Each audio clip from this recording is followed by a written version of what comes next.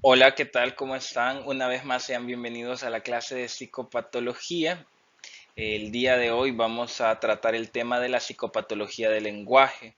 ¿A qué nos vamos a referir con esto? Pues los contenidos que vamos a desarrollar en esta clase, conocer el término de lenguaje en psicopatología, definir algunos aspectos fisiopatológicos involucrados en las alteraciones del lenguaje, determinar las características de las alteraciones del lenguaje y dar a conocer patologías en las cuales se presentan alteraciones. Primero, primero que nada definamos lo que es el lenguaje. El lenguaje es la función que nos permite transmitir o comunicar, que es más importante, conceptos entre las personas y perpetuar entre las generaciones el conocimiento acumulado por la civilización. Miren el hincapié en la palabra comunicar. Se podría decir que el lenguaje es el indicador más tangible de nuestro pensamiento y está constituido por las palabras o signos y el modo de combinarlas para obtener significados. Este puede ser el lenguaje hablado, el lenguaje escrito, el lenguaje de signos y otras formas no verbales. Ahora, importante, ¿y por qué estamos hablando de lenguaje en psicopatología? Justo por esto, porque es el indicador más tangible del pensamiento. La forma en la cual nosotros vamos a evaluar el pensamiento en psicopatología es a través del lenguaje, sobre todo a través del lenguaje hablado, pero también a través del lenguaje escrito. Yo ya he tenido casos de pacientes que sus alteraciones no se han sido evidentes a través del lenguaje hablado, pero sí a través del lenguaje escrito, dando pues evidencia de delirios y alucinaciones que por cuestiones de disimulación no han sido percibidas de otra manera por los entrevistadores. Y como estamos hablando acerca del lenguaje, vamos a hablar de todo ese conjunto de símbolos que tiene y de las normas de uso. Aquí se van a sentir como que hemos regresado a la secundaria.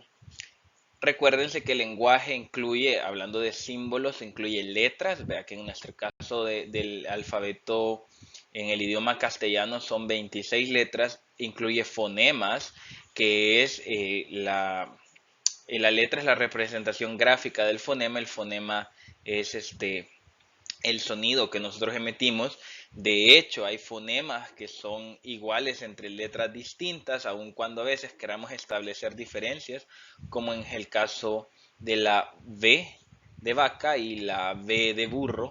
Eh, Aunque siempre tratamos de establecer diferencias fonéticas, en la práctica no hay diferencia. También tenemos morfemas y la combinación de letras o combinación de fonemas que conocemos como palabras. Hay ciertas normas en la gramática, por ejemplo, el lenguaje externo utiliza los símbolos que constituyen el lenguaje, pero también hay un lenguaje interno que es un código de señas neuronales que resuenan de forma simultánea y representan a nivel interno el objeto que desencadena el estímulo. Aquí, al igual que la clase que vimos de senso-percepción, el lenguaje, al ser hablado, al tener otros símbolos o signos externos, como también lo no verbal o lo más vocal, eso también incluye que hayan señales neuronales que intervienen de manera simultánea para que nosotros, como si fuese un estímulo, percibimos el lenguaje, lo procesamos, lo entendemos y damos una respuesta. Para que se dé lenguaje tienen que haber ciertos actores, tiene que haber siempre un emisor, quien es el que comunica un mensaje, y un receptor, que es quien interpreta ese mensaje. De ahí que es bien importante hablar acerca de la expresión y la comprensión del lenguaje. Primero tenemos que recordar que hay una producción o codificación del mensaje y esto se da en el cerebro. Luego viene la expresión del mensaje que se traduciría en la producción de la voz, la articulación y la señalización.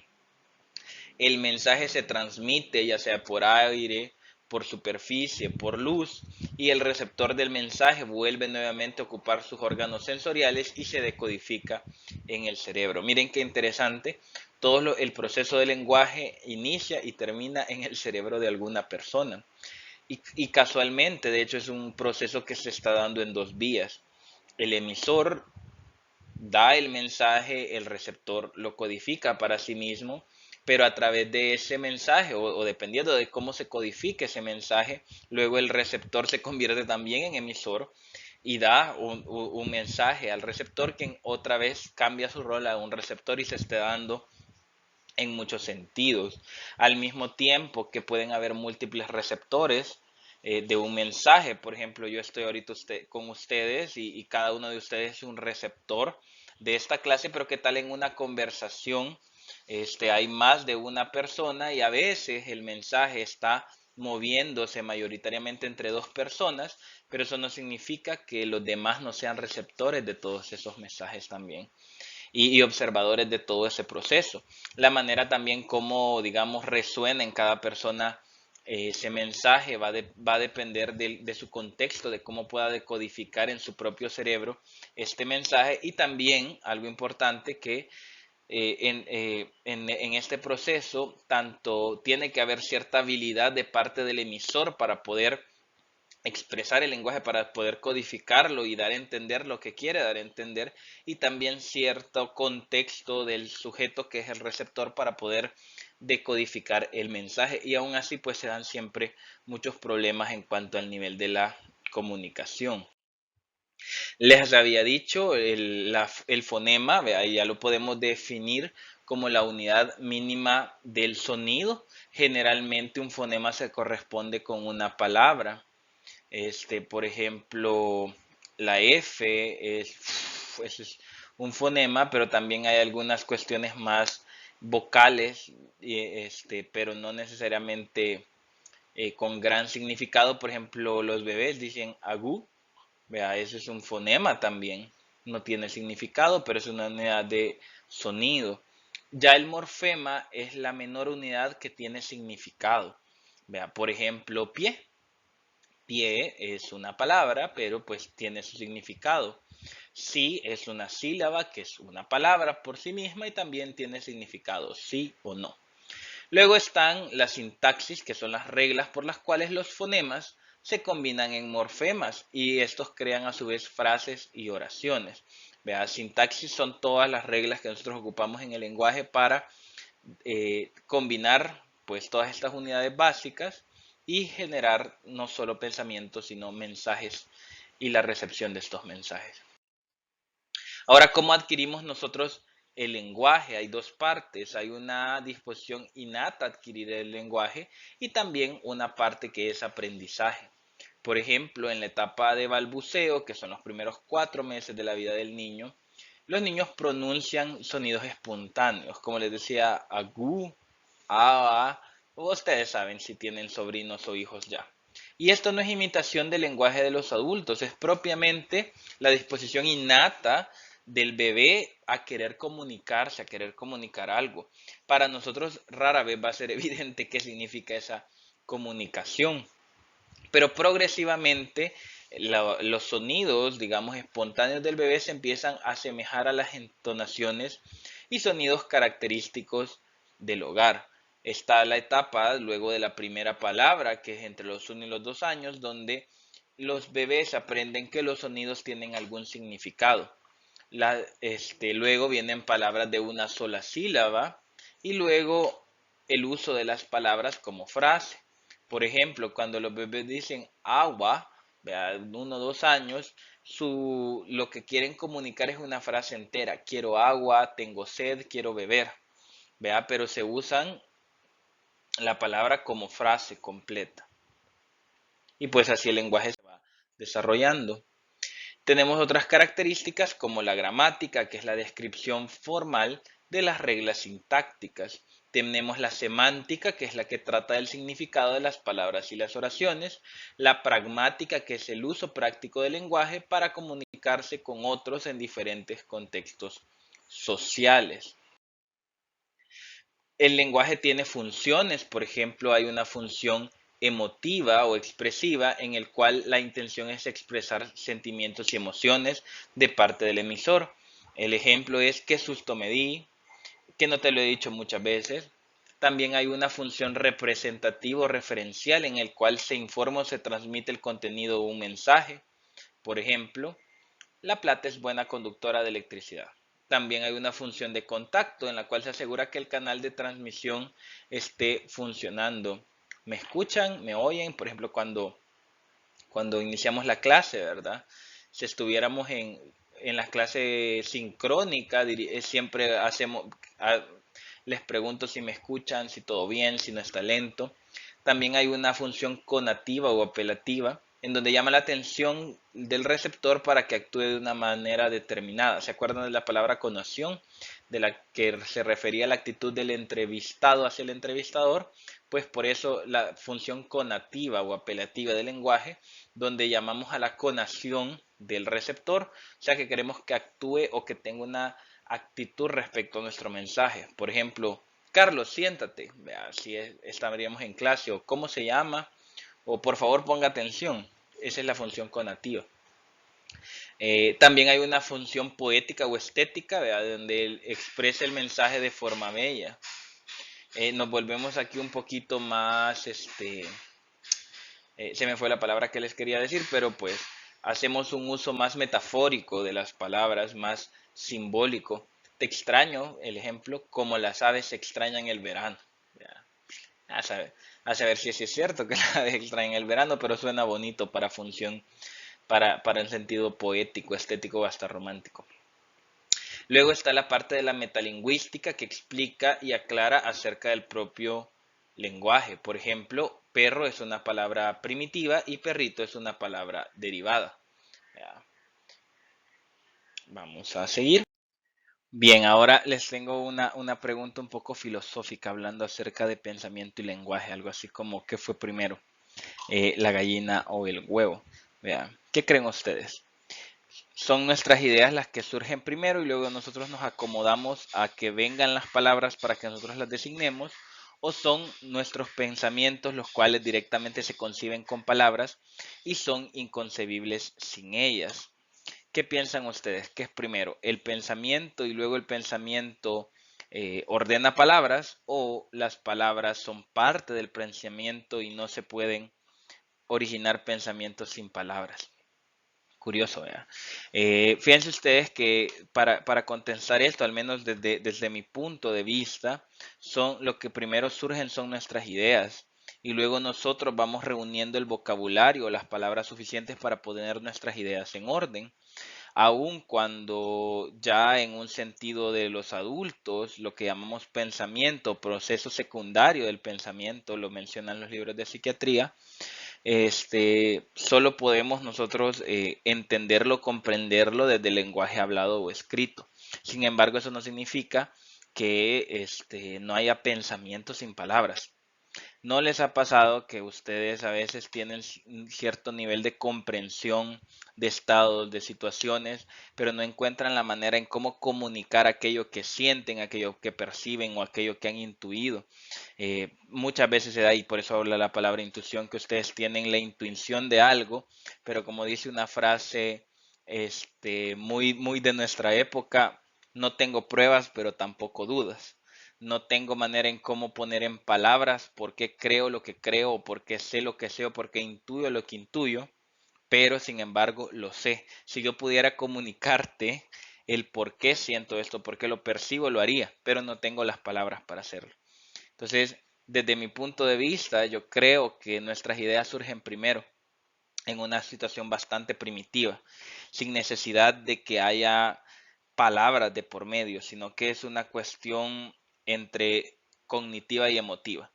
Y que posteriormente nosotros, pues haciéndolo consciente, ¿no? Y como lo hemos visto en la figura yoica del consciente, el yo, es el que decide cómo transmitir ese mensaje y a veces de manera eficaz, pero no siempre, no siempre. A veces no se logra transmitir directamente o hacerlo parte del consciente y nuestras ideas se quedan en el preconsciente y no las podemos explicar. Nos quedamos como en ese puntita de la lengua, como dice una, una frase. Ahora, ¿qué creen ustedes? No es parte de lo que les voy a evaluar en la clase, pero sí me gustaría que si ustedes tienen como alguna opinión respecto a esto, tenemos un foro de preguntas y las podrían poner sus opiniones. ¿Qué es primero? El pensamiento y luego las palabras o indudablemente necesitamos palabras para que nosotros generemos pensamiento. Piénsenlo, díganlo y pónganlo ahí en el foro de la clase. Ahora, igual, para darle un poquito de respuesta a lo que estábamos hablando acerca del pensamiento y el lenguaje, algo que sí me gustaría que nos quede claro o que lo tengan ahí presente, es que el pensamiento influye sobre nuestro lenguaje. ¿Qué significa esto? Que entre más palabras nuevas, eso va a generar nuevas ideas también. Entonces podemos decir que no solo el pensamiento influye en el lenguaje, sino que también este a su vez, el lenguaje influye sobre el pensamiento. Si nosotros, por ejemplo, enriquecemos nuestro vocabulario, si aprendemos a usar lenguaje políticamente correcto, por supuesto que esto va a cambiar bastante nuestro pensamiento. Vea, o sea, es una cuestión que va en las dos vías. Ahora también otra aclaración es que nosotros tenemos pensamiento sin lenguaje. A menudo pensamos con imágenes. De hecho, yo les mencionaba que el pensamiento como tal y el lenguaje es el proceso secundario del pensamiento, pero en psicoanálisis se habla del proceso primario de pensamiento y este proceso primario es a través de las imágenes. De hecho, si volvemos a pensar en los primeros etapas de la vida del niño, lo primero que él reconoce son imágenes. Ve a su mamá y esto le genera una gran cantidad de emociones, sensaciones. Es un pensamiento que carece de lenguaje o que es bien corto en lenguaje, pero que sí es muy rico en imágenes. Entonces, todas estas cosas son de tenerlas en cuenta. También existe el lenguaje no verbal, hablando de los tipos de lenguaje. En este se remarca o incluso contradice lo expresado mediante el lenguaje verbal. Por ejemplo, a veces nosotros podemos estar queriendo comunicar verbalmente algo y ya sea por desconocimiento, por una simulación, hasta por mentiras, nuestro lenguaje no verbal nos delata y contradice al lenguaje verbal.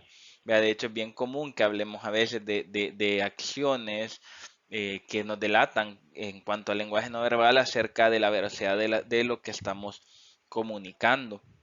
Déjenme decirles que para el caso, ¿verdad? Yo soy de la idea que más bien cada quien tiene su propia forma de delatarse no verbalmente. Por ejemplo, a veces dicen, si se toca la nariz está mintiendo. Puede que ese no sea el gesto con el que, digamos, uno se delata a uno mismo, puede ser un gesto más diferente, puede ser cualquier cosa. Vea, realmente se trata de conocer a las personas como para llegar a eso. El lenguaje no verbal, sobre todo, incluye la expresión facial, como las sonrisas, los gestos, los muecas. Y déjenme decirles que en cuanto al lenguaje no verbal, la gente le da mucha importancia a la expresión de los ojos, cuando en realidad es mucho más importante analizar la expresión entre la nariz y la barbilla. También parte del lenguaje no verbal es la postura corporal. Esto nos dice el nivel de seguridad y el nivel de comodidad en una situación. También cuando hay diferencias jerárquicas, por ejemplo, la idea de autoridad, superioridad, incluso hay cierto distanciamiento. O sea, el lenguaje no verbal no solo va en la parte de los gestos del cuerpo, de los manierismos, sino también va en el comportamiento, de las actitudes. De ese distanciamiento que hay, por ejemplo, de que los jefes no comen con los subalternos, ¿vea? Y por el contrario, cuando hay cercanía, digámoslo así, o alguien comunica no verbalmente que dos personas están en el mismo rango de importancia, pues se nota la proximidad, la comunicación es más igualitaria. Por ejemplo, no es lo mismo que ustedes vean a dos residentes hablarse entre sí, incluso a veces no es perder pues se podría hacer hasta ser irrespetuosos, pues tutearse y esto, a que para el caso cuando nosotros, digamos, ustedes son externos y le hablan al residente, generalmente lo hacen con esa distancia de altura, ¿no? Como mire doctor, y ellos a veces se refieren a usted como mira Fernando. Entonces, sí, todo eso es parte del lenguaje no verbal. Siempre hablando del lenguaje no verbal, Podemos a analizar, como les decía, la distancia de los interlocutores, eso se llama proxemia. También incluye el tacto, por ejemplo, cómo estrechan la mano, cómo se da un abrazo, un beso, el contacto visual. Les pongo un ejemplo, yo creo que más de algunos han de haber visto estos videos, clips en TikTok, en YouTube, en redes, de cómo, por ejemplo, algunos políticos tienen ciertos gestos de lenguaje no verbal que comunican situaciones y, por supuesto, generan de alguna manera cierto contexto, cierta tonalidad afectiva. Quizás uno de los más conocidos y característicos es el famoso saludo de Barack Obama cuando era presidente, en el cual con la mano derecha estrechaba la mano de su interlocutor y con la izquierda ponía una mano en el hombro, como expresando dominancia y disminuyéndolo de categoría. Se hizo muy famoso porque en una visita de Estado, no recuerdo si el presidente fue a Cuba o el presidente cubano vino a los Estados Unidos. Barack Obama intentó hacer lo mismo y es bien famoso o conocido ese evento donde Raúl Castro no le permite disminuirlo con este gesto del hombro, sino que por el contrario le toma la mano y lo deja colgando, ¿vea? Y aquí es como, de hecho, famoso porque le delata el lenguaje no verbal. Vea, la forma en cómo estrechamos la mano también es característica. Han notado como, por ejemplo, muchas mujeres al darle la mano a un hombre notan su desprecio, ya sea que tengan o no razón, haciendo un leve contacto, este, o incluso en la posición en que se da la mano, pues es importante.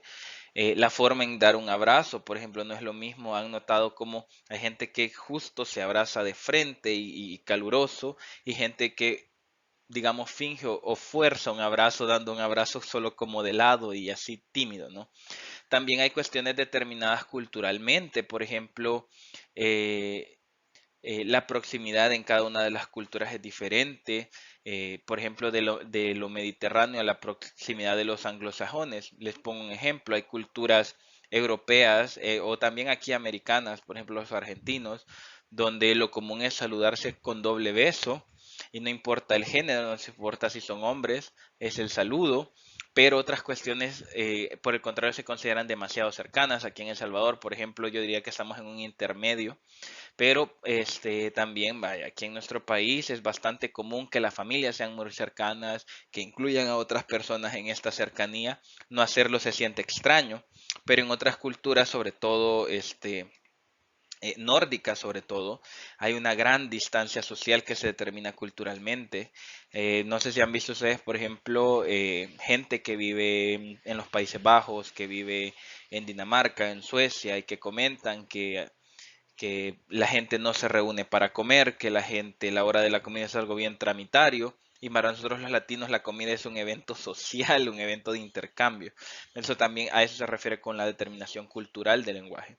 También el paralenguaje, cómo hacemos inflexiones, pausas que definitivamente pueden cambiar el significado de la palabra. Por ejemplo, a veces cuando queremos dar a entender algo con un sentido diferente o como diríamos nosotros en doble sentido, la gente siempre hace una inflexión sin necesidad que sea algo jocoso, sino que puede ser cualquier situación, la gente hace ciertas inflexiones o pausas como para dar a entender que el lenguaje que estamos comunicando parece inocente, pero que en realidad por detrás lleva cierto tinte de ironía o cierto tinte de crítica hacia una persona. A eso se refiere el paralenguaje. Ahora, en el lenguaje hay muchas áreas anatómicas implicadas. Estas dos las recuerdan de la clase de sus clases de neuroanatomía y por supuesto van a estar implicadas también en alteraciones. Vean, las áreas del cerebro vinculadas al desarrollo del lenguaje están sobre todo en el hemisferio izquierdo.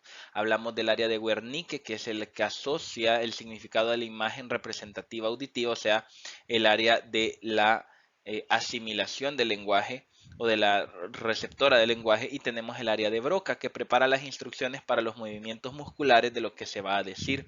Es la estructura que controla los aspectos motores del lenguaje, o sea, la parte expresiva del lenguaje.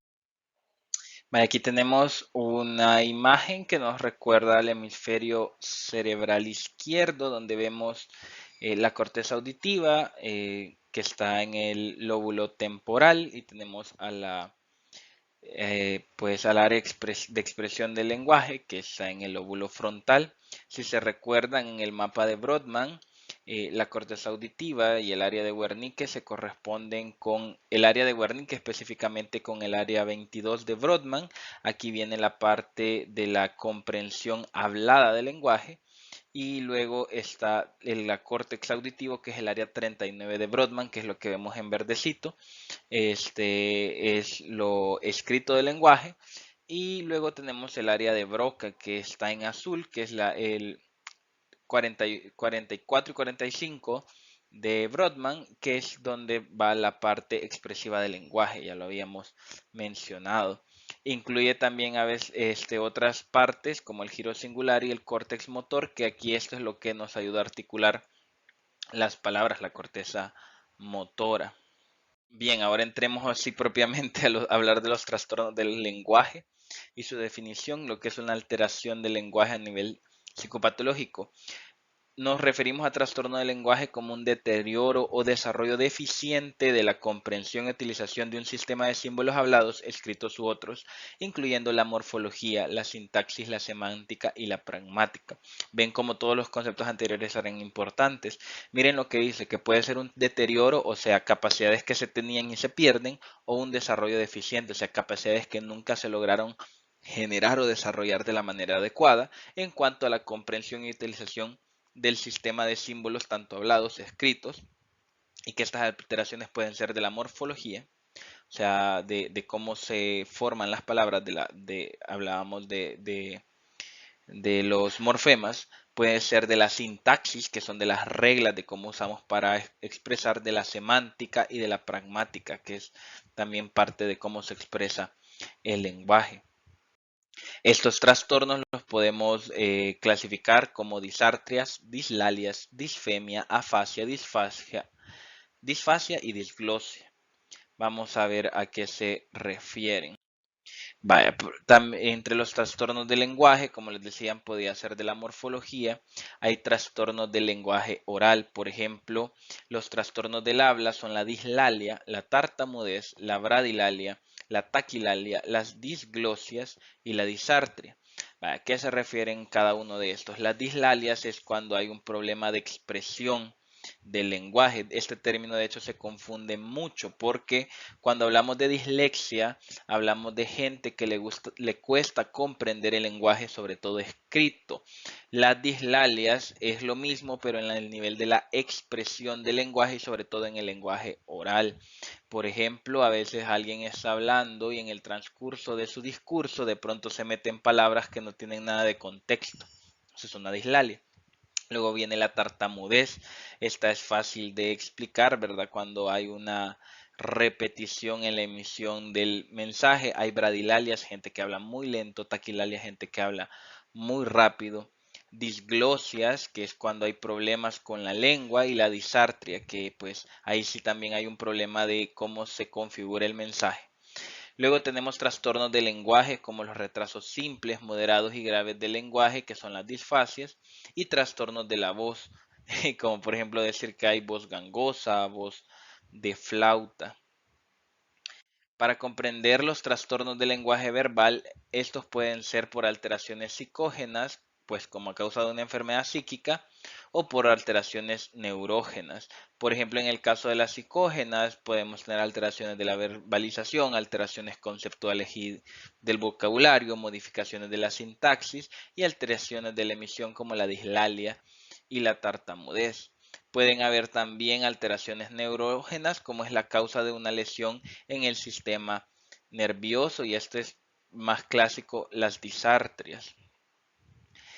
Entre las alteraciones de la verbalización está la taquifemia o taquilalia, que es la aceleración de la emisión del lenguaje, o sea, habla más rápido, más de 150 palabras por minuto. Esto lo podemos ver en las manías y las hipomanías, ya que hay taquilalia.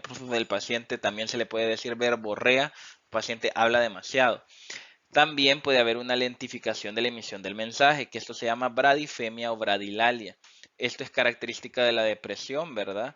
Y también de algunas drogas sedantes, por ejemplo, gente que está bajo el efecto de medicamentos como benzodiazepinas o de algunos otros histamínicos, por ejemplo, la clorfeniramina, la quetiapina, que tiene un efecto antihistamínico que da sueño, etcétera.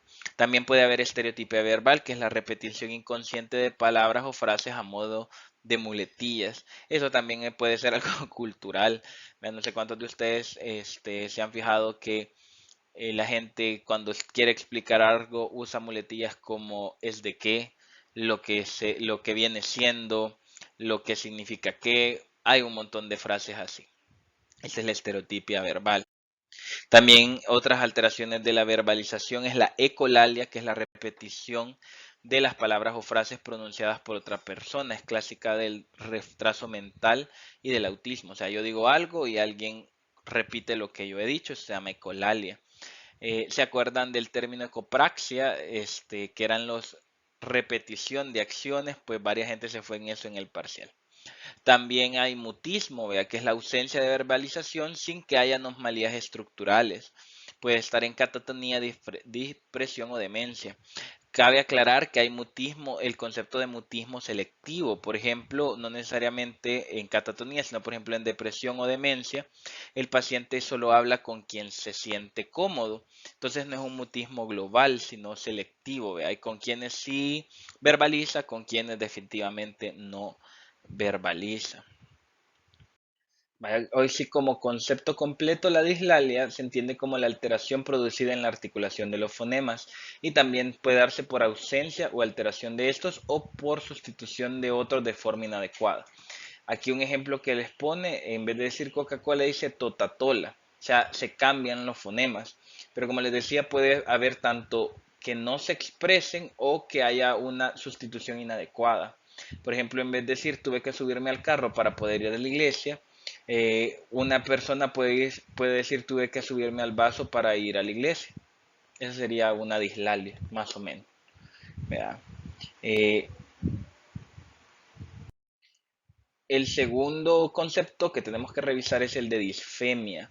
Aquí hay una disfluencia o dificultad en el flujo normal del habla. Ocasiona repeticiones de sílabas o palabras o disparos espasmódicos que interrumpen la fluidez verbal. Esta es la otra forma de llamar a la tartamudez, disfemia. El ejemplo bien clásico, te tengo que hacer mi tarea. Creo que más de alguna vez, también por ansiedad o por temor, ¿vea? En alguna situación, la mayoría alguna vez ha tartamudeado, ¿vea? Pero ya cuando es en todos los aspectos de la comunicación, pues es que se da la disfemia o tartamudez. Vaya, continuemos con este concepto que también es alteración del lenguaje hablado, que es la disglosia.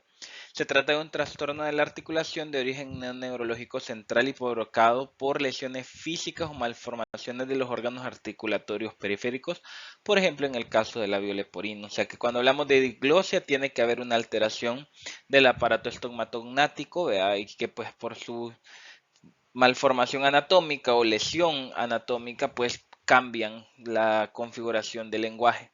De ahí, por eso el ejemplo, el más clásico es el labio leporino, a pesar de que a veces se, se repara.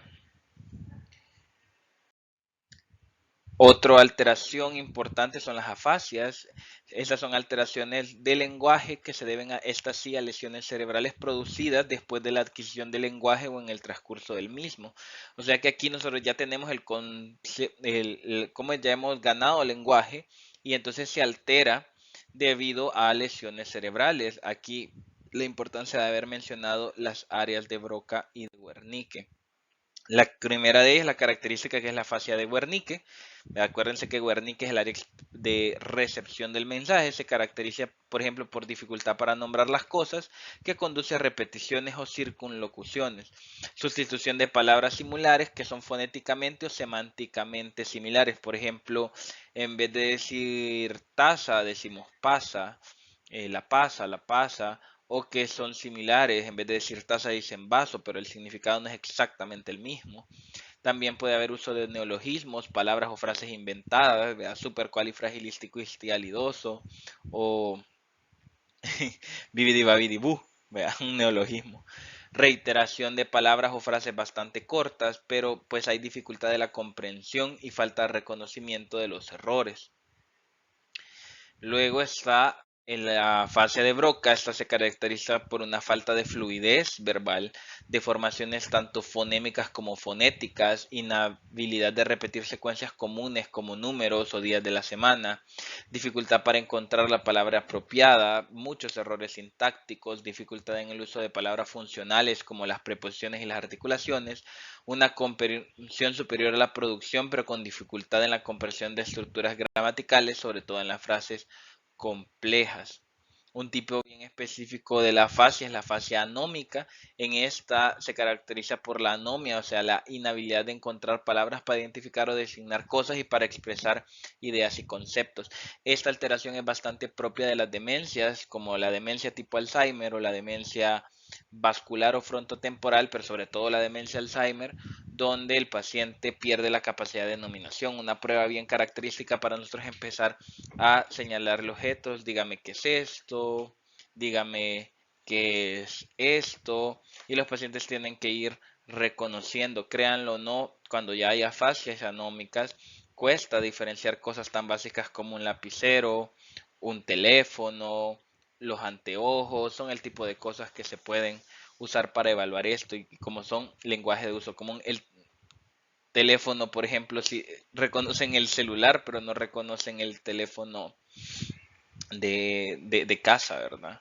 Es bien característico. También hay alteraciones del lenguaje escrito como la dislexia, la disortografía, la disgrafía y la discalculia. De esto es el que vamos a explicar es la dislexia, pero pues los otros los entienden, ¿verdad? Discalculia, pues falta de capacidad de calcular, hacer operaciones matemáticas hasta sencillas.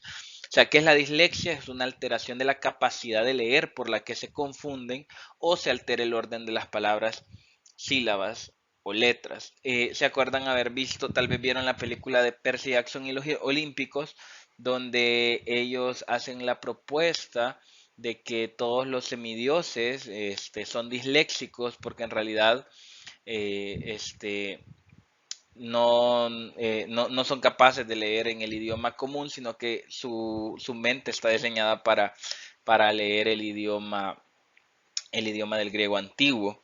Es bien curioso porque utilizan esa explicación en esta historia literaria porque básicamente configuran que la mayoría de semidioses actuales, vea que a eso trata el libro, padecen de un trastorno de déficit de atención con hiperactividad, por eso se meten en problemas, por eso nunca están quietos y parte del TDAH o algo bien común en el TDAH es la dislexia. Se llama la atención como siempre hay ejemplos tanto literarios como cinematográficos donde tratan de poner de manifiesto las enfermedades mentales incluso desde otros puntos de vista. Vean, en este caso el TDAH como una alternativa, no como una enfermedad, sino más bien como característica de personas especiales, en este caso semidioses. Espero que sí me entiendan la referencia, supongo que conocerán la película que es Percy Jackson y el ladrón del rayo, pero es una serie de libros que se llama Percy Jackson y los Olímpicos, que son pues una saga de 5 libros igual que Harry Potter. Si, si no saben cuáles, vayan a ver la película y van a entender a qué me refiero. Para terminar, también decirles que hay alteraciones del lenguaje no verbal, que esto se configura en las alteraciones de la mímica. Estas son tres sencillas. Está la hipermimia, que es el aumento de la mímica facial y esto por estados de excitación como la manía. Está la hipomimia, que es característica de estados como la catatonía y la depresión. Y la inexpresividad completa, que la vemos en la esquizofrenia catatónica y también en la demencia, sobre todo en la demencia por enfermedad de Parkinson. Esta era la última diapositiva. Ya llegamos al final de la clase. Quisiera saber si tienen preguntas o comentarios, los cuales los podemos pues solventar a través del foro de preguntas o de pronto cuando tengamos alguna actividad presencial como los laboratorios, sobre todo si están conmigo, la pueden hacer. Espero que hayan puesto atención y si no pusieron atención vayan a volver a escuchar la clase. Cuídense.